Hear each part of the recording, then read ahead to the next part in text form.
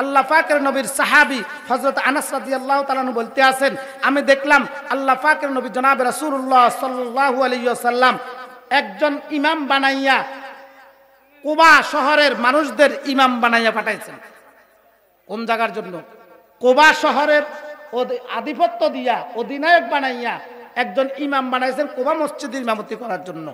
ইমাম পাঠানোর পর আল্লাহর এই বান্দা আল্লাহু আকবার আনসারী এই লোকটা আলহামদুলিল্লাহ খুব চমৎকার তেলাওয়াত, কোরআন মাজিদের তেলাওয়াত খুব চমৎকার। নামাজে দাঁড়াইছে আল্লাহু আকবার আলহামদুলিল্লাহি রাব্বিল আলামিন, সূরা ফাতিহা পড়ে। যোহরের নামাজ আর আসরের নামাজের কেরাত জোরে না আসতে, এতটা কত কয়টা দিয়ে ঘুমাইছে। যোহরের নামাজ আর আসরের নামাজের কেরাত জোরে না আসতে, মাগরিব এশা ফজর আওয়াজ জোরে না আসতে, ফজর আর যোহর আর আসরের কেরাত শোনা যায় না, মাগরিব এশা ফজর এই 3 ওয়াক্ত কেরাত শোনা যায়।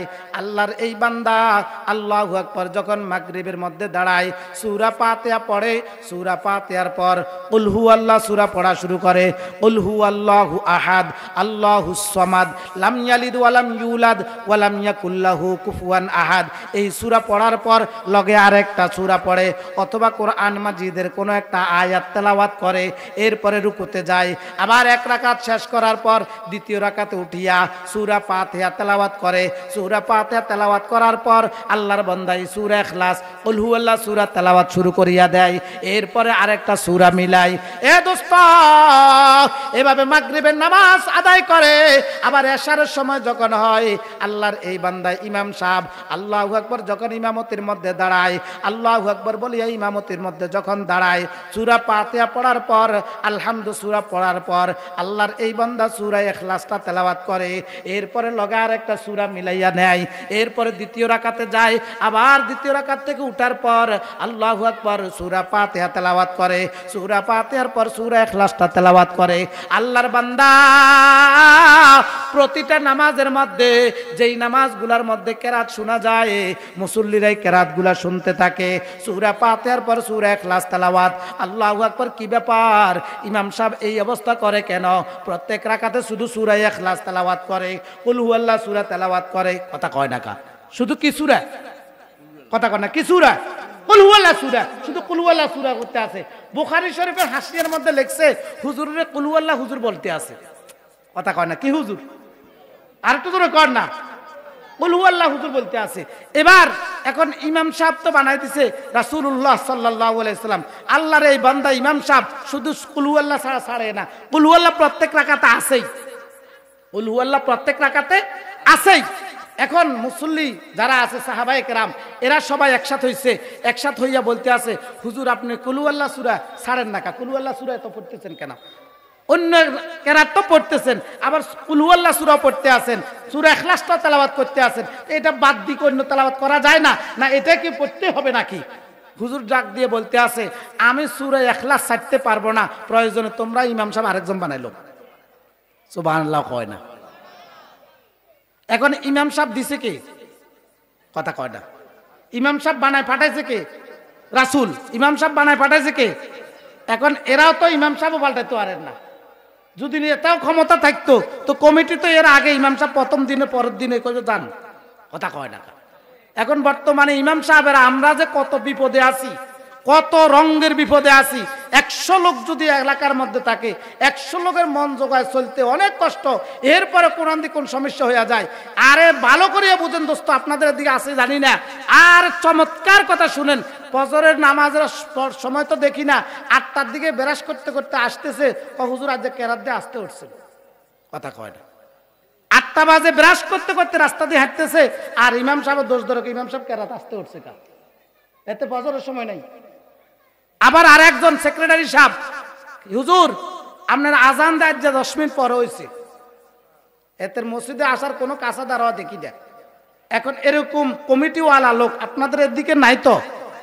এরকম যদি লোক হইতো, ইমাম সাহেবের যেদিন আসছে কুল হুয়াল্লাহ সূরা পড়তেছে, পরের দিন কই হুজুর আপনি ঘাটতি বাঁধেন। কথা কয়টা ঠিক না বে ঠিক? ইমাম সাহেব দিছে কে? একটু বলেন না কে দিছে? এ দোস্ত কথার প্রাসঙ্গিক আসছে বলি, এই যে ইমাম সাহেবের পিছনে আপনি লাগছেন, খুব মেমোরিটারে একটু চিন্তা করিয়া লাগবেন। এই ইমাম সাহেব আপনার সব দায়ভার কাঁধে নিয়া, এই এলাকার সব কিছু তার কাঁধে নিয়া আল্লাহু আকবার বলিয়া দাঁড়ায়, পুলসেরাতের উপরে দাঁড়াইয়া আল্লাহর সাথে কথা বলিয়া অবশেষ আপনার জন্য দোয়া শুরু করিয়া দেয়। আর আপনি ওই ইমাম সাহেবের পিছনে বৈশা বৈশা চার দোকানে অমুকখানে সমুকখানে সব জায়গাতে ইমাম সাহেবের গীবত করতে থাকেন, আর আপনার জন্য ওই ইমাম সাহেব দোয়া করতে থাকে, আল্লাহ আমার মুসল্লিদেরকে ভালো করিয়া দাও, সুস্থ রাখো। আপনার জন্য ইমাম সাহেব করে দোয়া আর আপনি করেন ইমাম সাহেবের সমালোচনা। কথা কোন আছে না নাই? একটু ছোট্ট করে আরেকটা কথা বলি যাই, আমার একেবারে জানা কথা বলতে আসি। আমি আগে যেখানে ছিলাম এক জায়গার এক ইমাম সাহেব দিছি, খুব ভালো করে বুঝবেন, চমৎকার একটা কথা, কথার প্রাসঙ্গে আসছে বলতেছি। এক জায়গাতে একজন ইমাম সাহেব লাগবে, আমারে বলছে হুজুর একজন ইমাম সাহেব দেন। তা আমি একজন ইমাম সাহেব দিছিলাম। ইমাম সাহেব বিদেশ করছিল কয়েক বছর, এরপরে দেশে আসছে, হাফেজ, খুব ভালো ইমাম সাহেব আলহামদুলিল্লাহ। তখন ইমাম সাহেব দেওয়ার পর ইমাম সাহেব নামাজ পড়াইতে আসে। 2 বছর যাওয়ার পর আমি এক এলাকা চলে আসছি, আমার কাছে ফোন আসছে, হুজুর আপনি যদি একটু কষ্ট করে আসতেন, আমাদের ইমাম সাহেবকে নিয়ে একটু সমস্যা হয়েছে। কমিটির সভাপতি সেক্রেটারি আমার ফোন দিল, একটু যদি আসতেন, ইমাম সাহেবকে নিয়ে একটু সমস্যা হয়েছে। যেহেতু আমি ইমাম সাহেব দিছি এজন্য আমাকে সম্মান দিয়ে নিছে। গেলাম, যাওয়ার পরে এখন ইমাম সাহেবকে নিয়ে বসছে, এলাকার অনেক মান্যগণ্য লোক, ইমাম বিদায় দিব। কথা কটা কি দিব? কারণটা কি? ইমাম সাহেবের দোষ কি? না হুজুর ইমাম সাহেব আলহামদুলিল্লাহ সব লাইনে ঠিক আছে, ইমাম সাহেবের হার লাইনে ইমাম সাহেব ঠিক আছে, শুধু একটা সমস্যা আমরা দেখতে আসি। কি সমস্যা?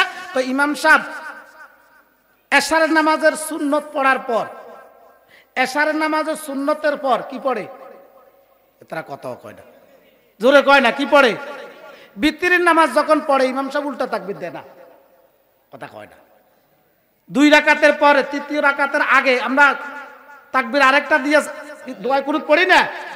এখন ইমাম সাহেব আরেকটা তাকবীর দেয় না, হুজুরের 3 রাকাত বিতির পড়ে চলে যায়, আরেকটা তাকবীর দেয় না। এখন এটা কোন মাযহাবে? এটা আমরা বুঝি না, এটা কোন সিস্টেমে তো বুঝি না। যারা আহলে হাদিস দাবি করে এরাও তো তাকবীর আরেকটা দেয়, আর 2 রাকাত শেষ করে পরে আরেকটা তাকবীর তো দেয়। এমনিয়া তাকবীর ইগে দেয় না, সমস্যা কি? দোষ কোনটা নাই, শুধু এই দোষ, তাকবীর আরেকটা দেয় না। তো ইমাম সাহেবকে বলছেন নি? কোন ইমাম সাহেবকে বলি নাই, কেমনে বলি? এখন ইমাম সাহেব তো নাই, আমরা যখন বসছি এখানে, বসার পর তো ঠিক আছে ইমাম সাহেবকে তাহলে জিজ্ঞাসা করে, তো এটার জন্য আপনি ইমাম সাহেবের চাকরি শেষ করে দিবেন? আর কোনো দোষ নাই, কোন আর কোনো দোষ নাই। দোস্ত কেন বলতে আসি, ইমামের পিছনে লাগতেছেন, একটু ভালো করি।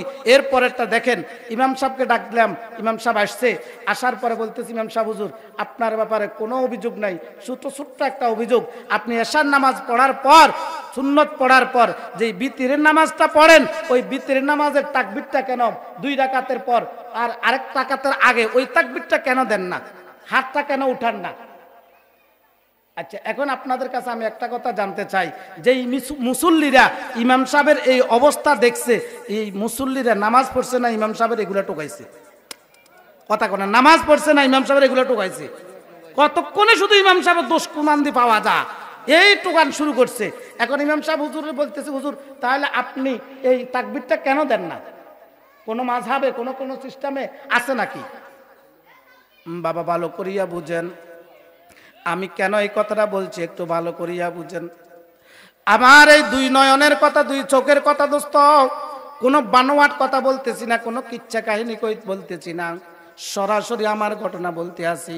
আল্লাহর বান্দা ইমাম সাহেব চোখের পানে জর করে ছাড়িয়া দিছে, কান্না শুরু করিয়া দিছে, ডাক দিয়ে বলতেছে হুজুর আমি জীবনে মনে করছিলাম এমন কথা কাউকে বলবো না, যেহেতু আমার ব্যাপারে এলাকার মানুষগুলা জানিয়া গেছে, ও হুজুর তাদের মাধ্যমে জানাইয়া দেন, আমি এশার নামাজের পর সুন্নতের পর আমি কখনো আমি আল্লাহু আকবার বিতির নামাজ আদায় করি না। তো আপনি কিসের নামাজ আদায় করেন? ডাক দেয়া বলতেছে হুজুর ওই যে বিদেশ গিয়েছিলাম, ওই বিদেশে থাকা অবস্থায় আমার অনেকগুলা নামাজ কাজা হইয়া গেছে, আমার নামাজগুলা কাজা হইয়া গেছে গো হুজুর। ওই কাজা নামাজগুলা আমি বিভিন্ন নামাজের সময় পরে পরে মিলাইয়া আমি কাজা নামাজগুলা আদায় করতে আসি। এশার নামাজের সুন্নতের পর আমি মাগরিবের 3 রাকাত কাজা নামাজ পড়তে আসি। ও মুসল্লিরা, দোস্ত আহবাবেরা বলেন তো দেখি, মাগরিবের নামাজ কয় রাকাত? আরেকটু জোরে কর না। মাগরিবের নামাজ 3 রাকাত, এই 3 রাকাতের মধ্যে কি আরেকটা তাকবীর আসেনি? আল্লাহর বান্দা চোখের পানি ঝরঝর করে ছাড়িয়ে দিয়া কান্না শুরু করিয়া দিছে রে বাবা। কানতেছে, ডাক দিয়ে বলতেছে, হুজুর কেন সাক্ষী যে হইয়া গেছে, কেন যে জানতে আছে, আমি তো আমার এই বিতিরের নামাজটা আমি আদায় করি না, আমি তো 3 রাকাত প্রতিদিন আমার পিছনে ছুটে যাওয়া আল্লাহু আকবার কাজা মাগরিবের নামাজগুলো আদায় করতে থাকি, কাজা নামাজগুলো আদায় করতে থাকি। হঠাৎ করে ইমাম সাহেবের পিছন থেকে এক লোক ডাক দেয়া বলতেছে, হুজুর তাহলে আপনি বিতিরের নামাজ পড়েন কখন? বিতিরের নামাজ পড়তে তো আপনাকে কখনো দেখি না। আল্লাহর বান্দা এবার গা হাউমাউ করিয়া কান্না শুরু করিয়া দিছে। ও ইমাম সাহেবের পিছনে কথা বলেন ও আলা ভাইয়েরা, ও বাবারা ভালো করিয়া বুঝো, ইমাম সাহেবের পিছনে কথা বলো, কোন মাজাজে কথা বলতে আসো? আল্লাহর বান্দা এবার আরো জোরে কান্না শুরু করিয়া দিছে, কান্না রোল পড়িয়া গেছে। আমি চিন্তা করলাম ওই ইমাম সাহেবের কান্না দেখিয়া আমার চোখের পানি আইসা গেছে। ডাক দিয়ে বলতেছে, ভাই কান্না করিয়েন না, বলেন, যেহেতু উনি প্রশ্ন করেছিল আপনি বিতিরের নামাজ কখন পড়েন। আল্লাহর বান্দা কান্দাই কার বলতে আছে, হুজুর গো জীবনে অনেক নামাজ কাজা হইয়া গেছে, আমি কাজা নামাজগুলো আদায় করতে আসি, আর বিতিরের নামাজটা আমি তাহাজ্জুদ নামাজের সাথে একসাথে আদায় করি। এর বাবা ইমাম সাহেবের পিছনে লাইগা গেছো জানো না? ইমাম সাহেব কোন পাক দিয়া সোজা রাস্তা দিয়া আল্লাহর তৈরি জান্নাতের দিকে চলিয়া যায়, ওলামায়ে কেরামের পিছনে লাগছে রে বাবা। ওলামায়ে কেরামের কি জিনিস তোমরা জানো না? ওলামায়ে কেরাম কোন পাক দিয়া সোজা রাস্তা দিয়ে আল্লাহর তৈরি জান্নাতে চলিয়া যাবে। ও দোস্ত, আমরা অতীত থেকে দেখেছি ওলামায়ে কেরামের বিপক্ষে যারা কথা বলছিল তারা কিন্তু জমিনের মধ্যে লাঞ্ছিত হয়েছে, ঠিক না বেঠিক? লাঞ্ছিত হয়েছে। হুজুর করে কইছে গাড় মটকাইয়া দিবে, গাড় মটকাইয়া দিবে। আল্লাহ কয় একটু ধৈর্য ধর, উলামায়ে কেরামের সাথে বেয়াদবি করছে, আমি আল্লাহ তাদের গাড় মটকাইয়া দিছি। কথা কয় না কা? কিছুদিন আগেই তো কি ক্ষমতা, হুজুর করে জেলে ঢুকা, এরা এখান দিয়ে মারে, ওখান দিয়ে থাপ্পড় দেয়, ইমামতি খাই দেয়, এটা করে সেটা করে। কিছুদিন যাইতে না যাইতে দাড়ি ছাঁচি ফলানো শুরু করে। কথা কয় না কা? আপনারা দেখছেন এটা? ও দোস্ত ভালো করিয়া বুঝো, খবরদার খবরদার, যারা এখন মনে করছো ওই যে ফালাইনি গেছে, যারা ফালাইয়া গেছে ওদের থেকে শিক্ষা গ্রহণ করো। তোমরাও যদি এরকম করতে থাকো, উলামায়ে কেরামের সাথে বেয়াদবি করো, তোমাদের পরিণতি আরো ভয়ঙ্কর হবে, তোমাদের পরিস্থিতি আরো ভয়ঙ্কর হবে। বলেন তো দেখি, উলামায়ে কেরাম বাংলার জমিনে আছে না নাই? যারা উলামায়ে কেরামের বিপক্ষ বলছে তারা পালাইতে বাধ্য হয়েছে, তারা পালাইয়া গেছে, কিন্তু উলামায়ে কেরাম একজনও পালানো লাগে নাই। তারা বাংলার জমিনে এখনো আছে, বাংলার জমিনে থাকবে, ঠিক না বেঠিক? ইসলাম বাংলার জমিনে আছে, থাকবে, কিয়ামত পর্যন্ত থাকবে। কেউ ইসলামকে ধ্বংস করার জন্য চেষ্টা করবা, তুমি নিজেই ধ্বংস হয়ে যাইবা, তুমি নিজেই ক্ষতিগ্রস্ত হয়ে যাইবা। তুমি মনে করছো ক্ষমতার বাহাদুরি, মনে করছো চিরস্থায়ী। আল্লাহ বলেন না, আমি কিছুদিনের জন্য সময় দিছি, যাও একটু চেষ্টা করো কোন দিকে যাচ্ছ। তোমার দোস্ত ভালো করিয়া বুঝো, একটু ক্ষমতা পাওয়ার পর এবার ইসলামকে এভাবে ধ্বংস করো, বিসমিল্লাহর প্রয়োজন নাই। সংসদ থেকে আল্লাহু আকবার উঠাই দিতে হবে, নারায়ে তাকবীরের স্লোগানের প্রয়োজন নাই। আমি আজকে এখান থেকে আপনাদের কাছে জানাই দিতে চাই, বাংলার জমিনের সর্বশ্রেষ্ঠ তাকবীর হবে নারায়ে তাকবীর। আপনারা আমার সাথে নারায়ে তাকবীর দিতে রাজি আছেন? নারায়ে তাকবীর। অন্য কোনো স্লোগান থাকবে না। এই মাহফিল থেকে একটা ঘোষণা দিতে চাই, জাতীয় স্লোগান হবে নারায়ে তাকবীর। আরেকটু জোরে হবে নারায়ে তাকবীর, আল্লাহু আকবার। আমরা কার গোলাম হয়ে থাকতে চাই না, আমরা আজাদ, আমরা স্বাধীন, স্বাধীন হয়ে থাকতে চাই, ঠিক না বেঠিক? সম্মানিত উপস্থিতি, লম্বা আর করব না। ওই যে হাদিসটা বলছিলাম, আল্লাহ পাকের নবী জনাবে রাসূলুল্লাহ সাল্লাল্লাহু আলাইহি ওয়াসাল্লাম ইমাম সাহেব দিবেন আছে কথাটা। ইমাম সাহেব কি হুজুর? ওরে ভুলে গেছে লাগে, কি হুজুর? কুল হুয়াল্লাহু হুজুর। এখন ইমাম সাহেব তো চাকরি তো সবাই খাই দিতে পারে না, এবার গেছে ইমাম সাহেব ব্যাপারটা নিয়া রাসূলুল্লাহ সাল্লাল্লাহু আলাইহি ওয়াসাল্লামের কাছে গেছে, যাইয়া বলতেছে, হুজুর আলহামদুলিল্লাহ ইমাম সাহেব তো সব লাইনে ঠিক আছে, সব লাইনে ঠিক আছে, এখন হুজুর তো কুল হুয়াল্লাহু হুজুর। কথা কয় না, কি হুজুর? কি ব্যাপার? কুল হুয়াল্লাহর কি সমস্যা? ও হুজুর প্রত্যেক রাকাতে শুধু কুল হুয়াল্লাহ পড়ে। সূরা ইখলাসে তেলাওয়াত করে আল্লাহ পাকের নবী জনাবে রাসূলুল্লাহ। দোস্ত বুখারী শরীফের হাদিস, একদম সহিহ হাদিস। রাসূলুল্লাহ সাল্লাল্লাহু আলাইহি ওয়াসাল্লাম ওই ইমাম সাহেবকে ডাকলেন, কি ব্যাপার বন্ধু, তুমি মুসল্লিদের খোঁজ খবর নিবে না? তুমি কেন শুধু ইখলাস, সূরা ইখলাসটাই তেলাওয়াত করো? আল্লাহু আকবার। ওই ইমাম সাহেব ডাক দিয়ে বলতেছেন, হুজুর আমি এই সূরা ইখলাসটাকে দিল থেকে মুহাব্বত করি। সুবহানাল্লাহ। আমি ওগো নবীজি শুনেন, আমি সূরা ইখলাসটা দিল থেকে মুহাব্বত করি। আল্লাহ পাকের নবী ডাক দেবেন, এর উম্মতরা শুনো, ও ইমাম সাহেব তুমিও শুনো, তুমি ইমামতিও করতে থাকো। তুমি যে ইখলাস সূরাকে যেহেতু মুহাব্বত করো, এই ইখলাস সূরার মুহাব্বতটাই তোমাকে টানিয়া জান্নাতে নিয়ে যাবে। দোস্ত ভালো করিয়া বুঝেন, আল্লাহ পাকের নবী জনাবে রাসূলুল্লাহ সাল্লাল্লাহু আলাইহি ওয়াসাল্লামের কাছে এক আরবি লোক আসছে, বৌদ্ধ লোক। একটু ভালো করিয়া বুঝেন, এই আমলটা একটু ভালো করিয়া করবেন। বৌদ্ধ লোক আসছে, আয়েশা বলতেছি, ইয়া রাসূলুল্লাহ, ইয়া হাবিবাল্লাহ, অভাবের মধ্যে আছি, সারাদিন কাজ করি, এরপরে ঘরের মধ্যে শান্তি নাই, টাকা পয়সার কোনো ব্যবস্থা দেখি না, কেমনে আমি বড় লোক হইতে পারি, কেমনে টাকা পয়সা উপার্জন করতে পারি, একটু ব্যবস্থাটা যদি বলিয়া দিতেন। আল্লাহ পাকের নবী বলেন, কি ব্যাপার, তোমার ঘরের মধ্যে সদস্য কয়জন? ও আমি আর আমার ওয়াইফ। কয়জন হয়েছে? জোরে কর না, কয়জন হয়েছে? তো দুইজনে কামাই করতে আসে, এরপরে টাকা থাকে না কা। ও দোস্ত ভালো করিয়া বুঝবেন, আমাদের সমাজের মধ্যে এরকম কিছু লোক আছে, টাকা পয়সা কামাই করে, তিনজনে কামাই করে, এরপরে খানের সদস্য মাত্র 2-3 জন, এরপরে টাকা তার ঘরের মধ্যে থাকে না, অভাবনটার মধ্যে থাকে, টাকা কিন্তু কামাই করে, টাকা আসতে আসে, টাকা থাকে না, টাকা কই যায়? আল্লাহ পাকের নবীর কাছে ওই লোকটা এসে বলতেছি, ইয়া রাসূলুল্লাহ, ওগো আল্লাহ তাআলার নবী, এমন একটা আমলের কথা বলিয়া দিন, যেই আমলটা করলে আমি টাকা পয়সা বেশি হইয়া যাবে, আমি মোটামুটি সুন্দরভাবে দুনিয়াতে থাকতে পারবো। নবী আমার ডাক দিয়ে বলে, উম্মত শুনো, ও আমার সাহাবী শুনো, টাকা পয়সা বেশি হইয়া গেলে দুনিয়ামুখী হইয়া যাইবা, দুনিয়ার দিকে চলিয়া যাইবা। আল্লাহর নবীর উম্মত সাহাবী ডাক দেয়া বলে, নবীজি না না, আমি দুনিয়ার দিকে যাব না, আমি টাকা পয়সা পাওয়ার পর আমি সুন্দরভাবে চলতে পারলে আলহামদুলিল্লাহ আপনার ইবাদতগুলা, আল্লাহ তাআলার ইবাদতগুলা ছাড়বো না, আমি দুনিয়ামুখী থাকবো না, আমি আল্লাহর মুখী থাকবো, আখিরাতমুখী থাকবো। তবে জমিনের মধ্যে চলার জন্য মোটামুটি অবস্থা যেন তৈরি হয়ে যায়। আমার নবী জনাব রাসূলুল্লাহ সাল্লাল্লাহু আলাইহি ওয়াসাল্লাম ডাক দেয়া বলে, আমি একটা আমল দিব, ওই আমলটা তুমি পালন করতে পারবে নি? ও দোস্ত আপনাদেরকে একটা কথা বলতে চাই, এই আমলটা আমরা সবাই করতে রাজি আছি না নাই? নবী আমার ডাক দেয়া বলেন, এরে আমার সাহাবী, একটা আমল দিব, এই আমলটা যদি তুমি করতে পারো, তোমার ঘরের মধ্যে অভাব থাকবে না, তোমার ঘরের মধ্যে আর অভাব থাকবে না, তুমি স্বচ্ছ হয়ে যাইবা। এবার সাহাবী ডাক দেব, নবী গো বলেন কি আমল? ওই আমলটা আমাকে একটু বলিয়া দেন, আমি তো চাই তো এমন একটা আমল। আল্লাহ পাকের নবী ডাক দেয়া বলেন, উম্মতরা শুনো, আমার হু আকবার।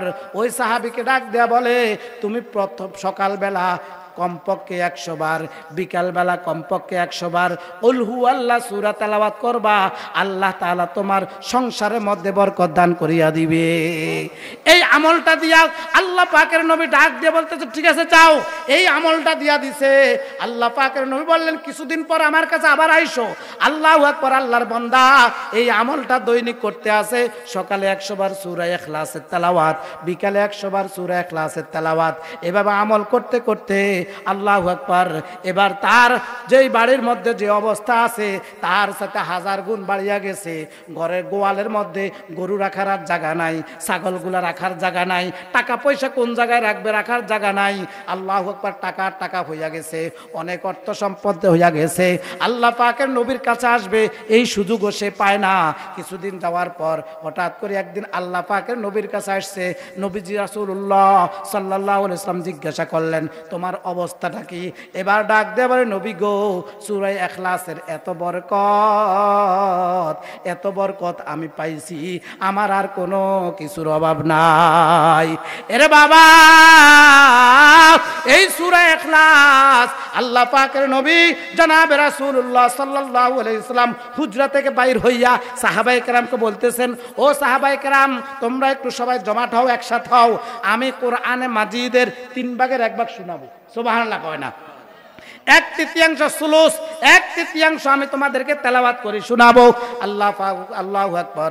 আল্লাহ পাকের নবীর সাহাবায়ে কেরাম সবাই জমাট হয়েছে। কেউ যারা যারা আসছে জমাট হইয়া গেছে। নবীজি হুজরা থেকে বাইর হইয়া কুল হুয়াল্লাহ সূরা তেলাওয়াত করছে। কুল হুয়াল্লাহু আহাদ আল্লাহুস সামাদ লাম ইয়ালিদ ওয়া লাম ইউলাদ ওয়া লাম ইয়াকুল লাহু কুফুয়ান আহাদ। এরপরে কথাবার্তা বলা শুরু করছে। সাহাবায়ে কেরাম জিজ্ঞাসা করলেন, নবীজি বলছেন না 1/3 তেলাওয়াত করবেন? আমার নবী ডাক দেয়া বলেন, আমি তো 1/3 তেলাওয়াত করছি। কোন উম্মত যদি একবার কুল হুয়াল্লাহ সূরা পড়ে, আল্লাহ তাআলা তার আমলের মধ্যে 3/1 কোরআন মাজিদের তেলাওয়াত তার আমল নামার মধ্যে দিয়া দিবে।